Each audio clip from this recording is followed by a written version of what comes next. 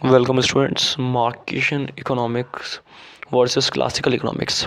इस वीडियो में हम बात करेंगे कंपैरिजन के बारे में कि मार्केशन इकोनॉमिक्स के साथ साथ किस तरीके से क्लासिकल इकोनॉमिक्स से अलग है। मार्केशन इकोनॉमिक्स जो है कार्ल मार्क्स के द्वारा दिया गया है कंसेप्ट है।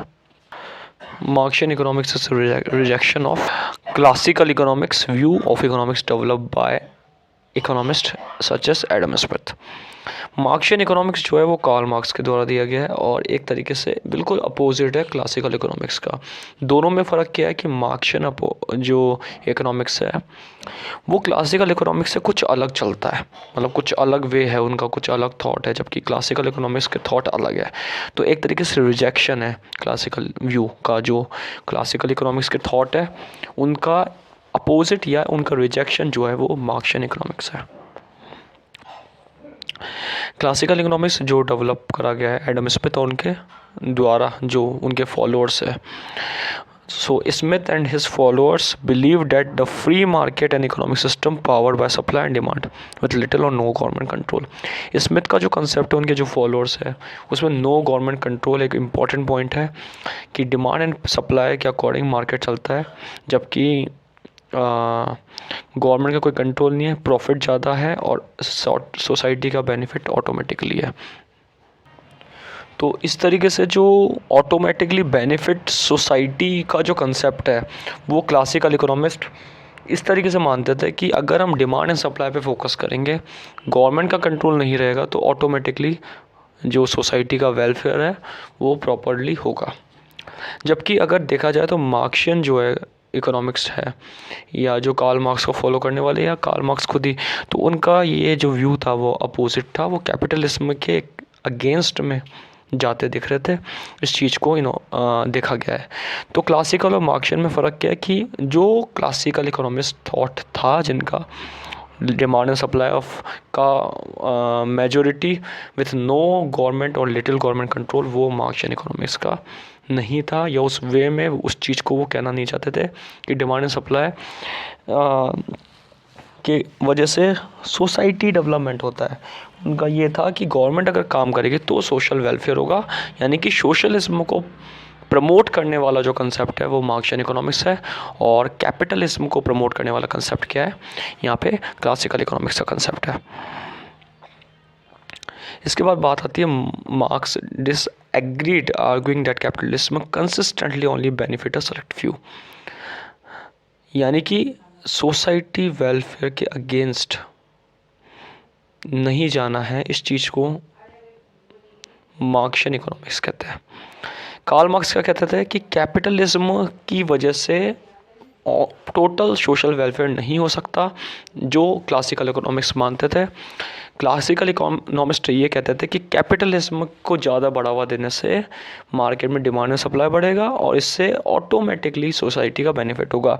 लेकिन इस कंसेप्ट के अगेंस्ट मार्क्स जो थे, कार्ल मार्क्स, वो कहते थे कि कैपिटलिज्म कंसिस्टेंटली ओनली किसके लिए बेनिफिट देता है, ओनली फ्यू पर्सन्स को ही बेनिफिट देता है।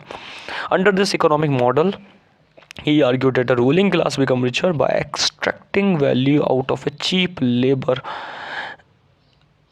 provided by the working class।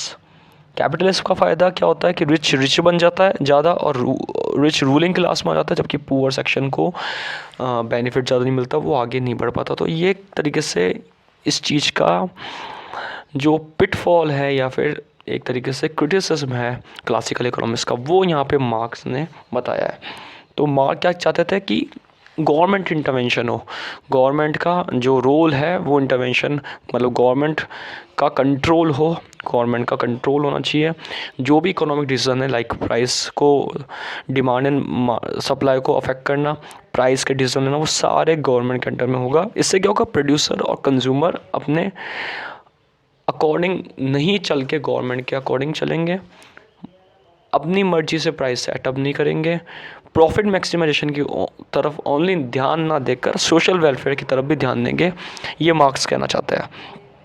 तो बिल्कुल इनका व्यू अलग है कि इन्होंने कैपिटलिज्म को कंसिस्टेंटली प्रमोट नहीं करा, इन्होंने सोशलिज्म को प्रमोट करा, जबकि क्लासिकल इकोनॉमिस्ट कैपिटलिज्म को प्रमोट करते थे, क्योंकि वो ये चाहते थे कि ये मानते थे कि डिमांड एंड सप्लाई से ही मार्केट अफेक्ट होता है।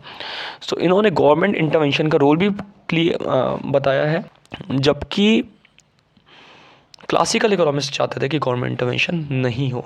तो इनमें एक डिफरेंस ये भी है कि क्लासिकल इकोनॉमिक्स गवर्नमेंट इंटरवेंशन को के रोल को इतना नहीं बताते थे, जबकि मार्केट इकोनॉमिक्स गवर्नमेंट रोल को या गवर्नमेंट इंटरवेंशन को चाहते थे। जो भी इकोनॉमिक डिसीजन हो वो सारे स्टेट यानी कि गवर्नमेंट के अंडर में हो और सबके बेनिफिट के लिए हो, ये एक बताया गया है। ही प्रिडिक्टेड यानी कि इन्होंने बताया कि Karl Marx predicted that capitalism would eventually destroy itself as more people get relegated to worker status, leading to a revolution and production being turned over to the state। अगर कैपिटलिज्म में ज़्यादा बढ़ावा देंगे तो एक वो रिवॉल्यूशन के point में या रिवॉल्यूशन के टाइम में आ जाएगा। वो टाइम दूर नहीं जब ग्रेट डिप्रेशन जो हुआ था, या ऐसी स्थिति जब मंदी हो जाती है कंट्री में, इकोनॉमिक एक्टिविटी कम हो जाती है, consumption, production, distribution, public finance, exchange, ये सारी चीज़ें कम हो जाती है। तो वहाँ पे उस चीज़ को के कम होने का कारण ही ज़्यादा कैपिटलिज्म है। इसलिए इन्होंने कहा है कि सोशलिज्म को भी बढ़ावा देना चाहिए, जिससे कंट्री का जो इकोनॉमिक ग्रोथ है वो प्रोटेक्ट हो और एक्सेलरेट हो, यानी कि आगे बढ़े। तो बिल्कुल इन्होंने बता रखा है कि कैपिटलिस्ट के नुकसान भी बता दिए और सोशलिस्ट के बेनिफिट भी बता दिए, जिससे क्लासिकल इकोनॉमिक्स का जो व्यू है बिल्कुल अलग हो गया इनकी थ्योरी से।